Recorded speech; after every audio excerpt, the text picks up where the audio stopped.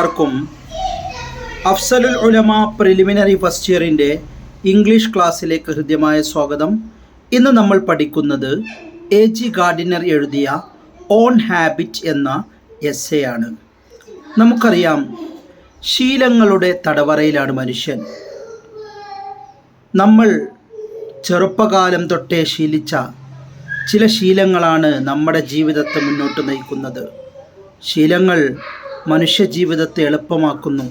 എന്നാൽ ചില സമയത്തൊക്കെ ഈ ശീലങ്ങൾ ഇല്ലാതെയാകുമ്പോൾ നമ്മൾ അസ്വസ്ഥമാകാറുമുണ്ട്. ഒരു പുകവലിക്കാരന് തൻ്റെ പുകവലിക്കുക എന്ന ഹാബിറ്റ് ഒഴിവാക്കുമ്പോൾ അയാൾക്ക് പ്രശ്നമുണ്ടാകുന്നു. എന്നാൽ എന്നും രാവിലെ 5 മണിക്ക് എണീക്കുന്ന ഒരാൾക്ക് 5 മണിക്ക് എണീക്കുക എന്നത് വളരെ ഈസിയായി മാറുന്നു. അവൻ്റെ ജീവിതം പ്രയാസരഹിതമായി മുന്നോട്ട് പോവുകയും ചെയ്യുന്നു. ശീലങ്ങൾ ഒരിക്കൽ നമ്മൾ ശീലിച്ചാൽ പിന്നീട് അതിൽ നിന്ന് മാറി നിൽക്കുക പ്രയാസമാണ്. ഇതുപോലെ ഗാർഡിനർ എപ്പോഴും പെൻസിൽ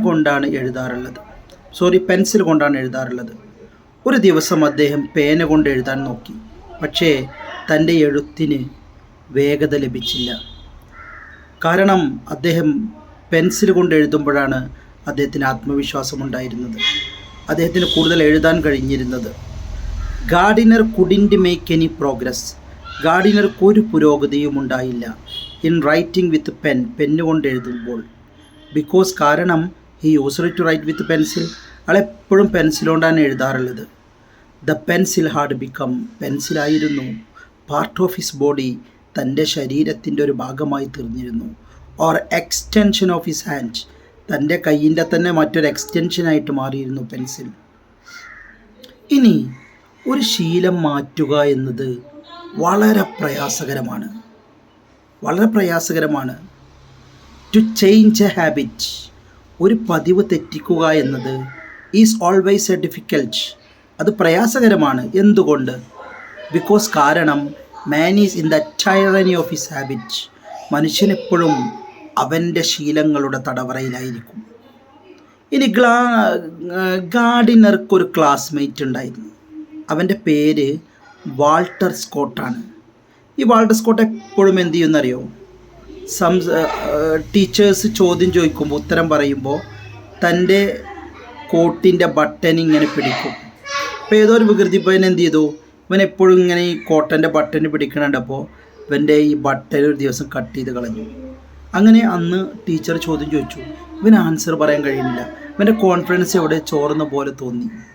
ഗാർഡിനറുടെ സഹപാഠി Walter Scott used to touch, ഇവൻ എപ്പോഴും ടച്ച് ചെയ്യും particular button of his lower coat, തൻ്റെ കോട്ടിൻ്റെ താഴ്ഭാഗത്ത് ഏതോ ഒരു button, while answering the questions, ചോദ്യത്തിന് മറുപടി പറയുമ്പോൾ.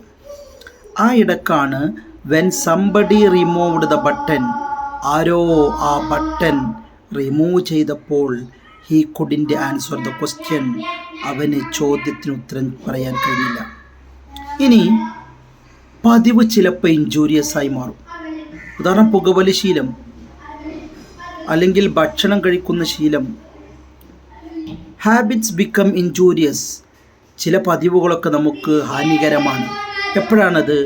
വെൻ ദർ ഈസ് ഡിഫിക്കൽറ്റി ഉണ്ടാകുമ്പോൾ, ഇൻ അവോയ്ഡിങ് ഇറ്റ്, അത് ഒഴിവാക്കൽ പ്രയാസം ഉണ്ടാകുമ്പോൾ ഹാബിറ്റുകൾ പലപ്പോഴും വളരെ പ്രയാസകരമാണ്.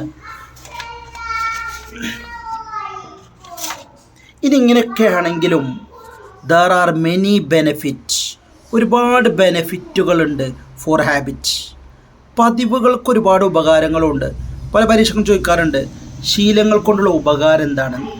അപ്പോൾ എന്നും രാവിലെ 5 മണിക്ക് എണീക്കൽ പതിവാക്കിയ ഒരാൾക്ക് എന്നും രാവിലെ എണീക്കാൻ എളുപ്പമാണ്. എന്നും രാവിലെ എണീറ്റ് പുസ്തകം വായിക്കുന്നൊരു വിദ്യാർത്ഥിക്ക് പുസ്തകം വായിക്കുക എന്നുള്ളത് റിസ്കി അല്ലാത്ത കാര്യമായി മാറും. അപ്പോൾ പതിവുകൾ നല്ലത് തന്നെയാണ്. ഹാബിറ്റ്സ്, പതിവുകൾ, ശീലങ്ങൾ simplify the mechanism of life, ജീവിതത്തിൻ്റെ മെക്കാനിസത്തെ അത് ലളിതമാക്കുന്നു. വി ക്യാൻ ഡു, നമുക്ക് ചെയ്യാം മെനി തിങ്സ്, ധാരാളം കാര്യങ്ങൾ ചെയ്യാൻ കഴിയും ഓട്ടോമാറ്റിക്കലി, നമ്മൾ അനൈച്ഛികമായിട്ട്. ഇനിയോ ഹാബിറ്റ്സ് മേക്ക് ലൈഫ്, ഹാബിറ്റ് ജീവിതത്തെയാക്കുന്നു, സ്മൂതറാക്കി മാറ്റും. സ്മൂത്താക്കി മാറ്റുന്നു. മാത്രമല്ല, പതിവുണ്ടെങ്കിൽ ഇറ്റ് ക്യാൻ ലെസൺ, അതിന് കുറക്കാൻ കഴിയും. ബർഡൻ ഓഫ് വർക്ക്, ജോലിഭാരം. ഒരാൾ എന്നും ഒരേ ജോലി ഇങ്ങനെ ചെയ്യുകയാണെങ്കിൽ പിന്നെ ആ ജോലിഭാരം കുറയും. ഗാർഡിനർക്കൊരു പതിവുണ്ടായിരുന്നു. Gardiner used to hang his coat. ഗാർഡിനർ എപ്പോഴും തൻ്റെ കോട്ട് ഹാങ് ചെയ്യും, തൂക്കിടും. ഓൺ എ സെർട്ടൈൻ പെഗ്, ഒരു പ്രത്യേക കുളത്തിൽ. എപ്പോഴും അയാൾ വീട്ടിൽ കയറുമ്പോൾ ആ വീടിൻ്റെ മുന്നിലുള്ള ഒരു കുളത്തിൽ ഈ കോട്ട് അവിടെ തൂക്കിയിടും. പണ്ടത്തെ ആളുകളൊക്കെ പണ്ടത്തെ കാരണവന്മാരൊക്കെ പുറത്തൊരു കുട ഉണ്ടാവും, അവർക്ക് നടക്കാനൊക്കെ ഉപയോഗിക്കുന്ന ഒരു ക്രച്ച് പോലെ, ഒരു ഊന്നുപടി പോലത്തെ ഒരു കുട ഉണ്ടാവും. ഈ കുട തന്തക്കുട എന്നൊക്കെ പറയും നമ്മൾ. ഈ കുട എന്ത് ചെയ്യും, അവരെന്നും വീടിൻ്റെ ആ മുന്നിൽ ഭാഗത്ത് തന്നെ അത് കൊളുത്തിയിടും, ഏതെങ്കിലും ഒരു പലക കൊളുത്തിയിടും. അങ്ങനെ ആകുമ്പോൾ അവരൊരു ഹാബിറ്റ് എന്നുള്ളതൊക്കെ എപ്പോഴും അത് അവിടെ തന്നെ ഉണ്ടാവും. It was easy for him, അയാൾക്ക് എളുപ്പമായിരുന്നു. To find his coat easily, coat കണ്ടെത്താനുകൊണ്ട് നല്ല എളുപ്പമായിരുന്നു. ഏതുപോലെ? ലൈക്ക് എ ബേർഡ്, ഒരു പക്ഷി. വിച്ച് റീച്ചസ് ഇറ്റ്സ് നെറ്റ്സ്, അത് അതിൻ്റെ കൂട്ടിലെത്തുന്നു ഈസിലി, എളുപ്പത്തിൽ. ഒരു പക്ഷി എവിടേക്ക് പറന്നാലും അതറിഞ്ഞോ അറിയാതെയോ അതിൻ്റെ കൂട്ടിലേക്ക് തന്നെ എങ്ങനെ എത്തും.